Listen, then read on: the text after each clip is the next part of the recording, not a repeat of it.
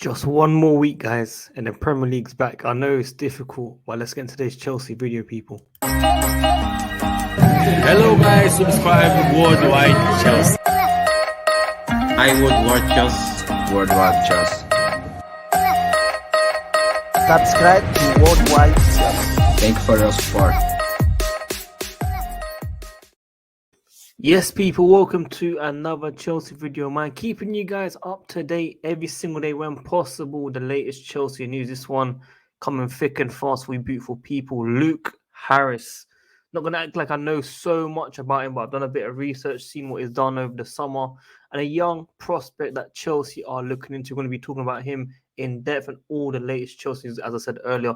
Guys, as always, make sure you guys smash that like button. Let's get at least 250 likes on this video. Subscribe and hit the bell notification as it helps with the channel. Let's try to get this channel to at least 30k subscribers, man. It helps out massively. So really, really appreciate your love and support. Premier League back, obviously, next weekend, hopefully.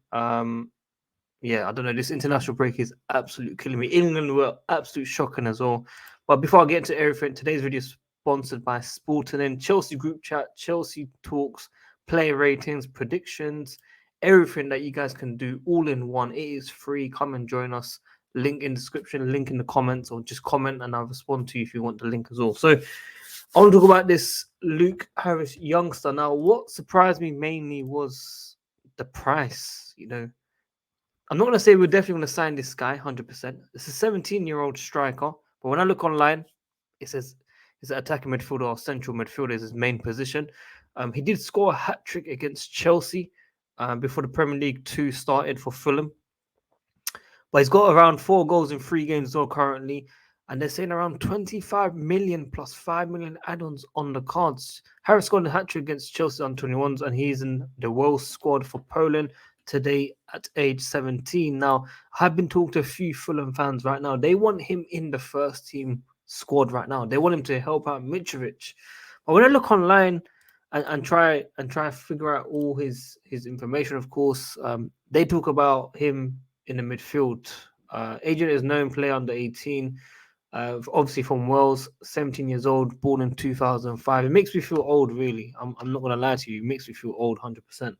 But as you can see here, he just started recently and he's got 4 goals in 3 games. Played one in the EFL Cup as well, 45 minutes, 68 minutes. It's quite good for the average. Yeah, very, very good, obviously. Now, obviously, we know the quality Premier League 2 is not going to be at the best. I think it's going to be around the League 1 level, maybe Championship at max. But 25 million plus 5 million add-ons, guys. Look, this is crazy money. And I'm not going to lie to you guys saying we should be doing this. That money can be used for the first team. Now, we spent 257 million. I'm not saying the owners have not spent money on this club, but I'm saying that money that we're looking at this youngster, because it's not a done deal. It's not 100% complete.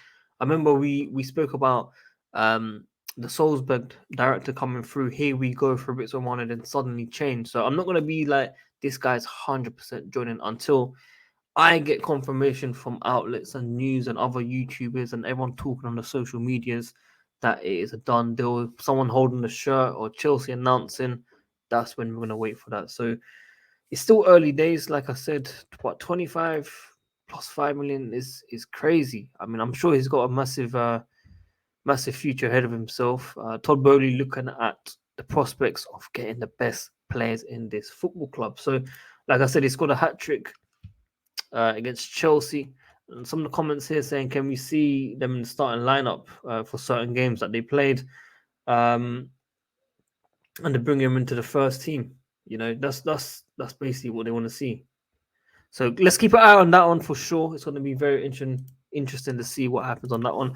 Richarlison spoke recently as well. I know Chelsea made an offer in the summer, and I believe that Arsenal also contacted Everton to ask about the situation. But Spurs came in and paid the fee. It's as simple as that.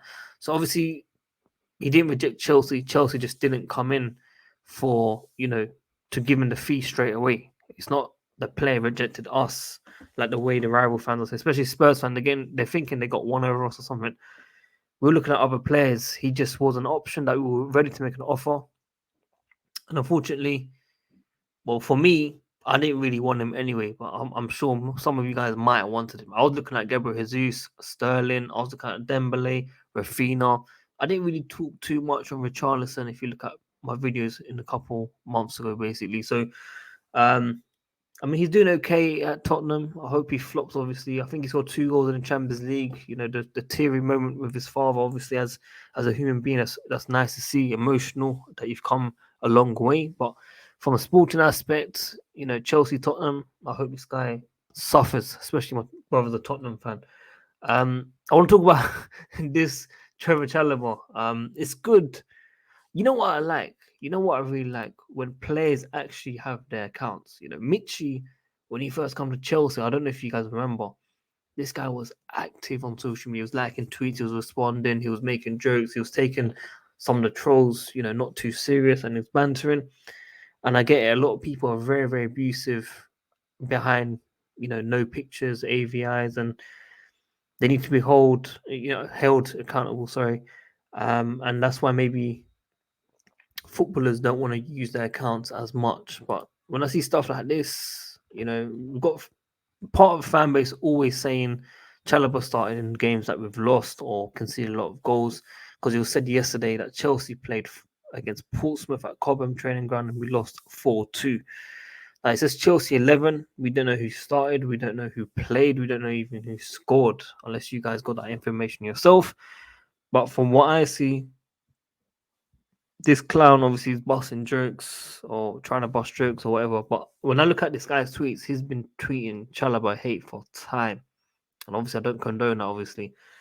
But it's good to see Chalobah come out and said, folks, it's always Chalobah and give it a rest, man. So, look, he wasn't abusive back on anything. He was just seeing the banter side towards it. And I actually like that. I actually like that personally. So, big up to Chalobah, man. I do want to speak about England very quickly, guys. How do you lot sit there and watch England? Like, I should be supporting England, yeah, and I do when I can, simply because I can't watch this. I can't watch Southgate manage England, bro.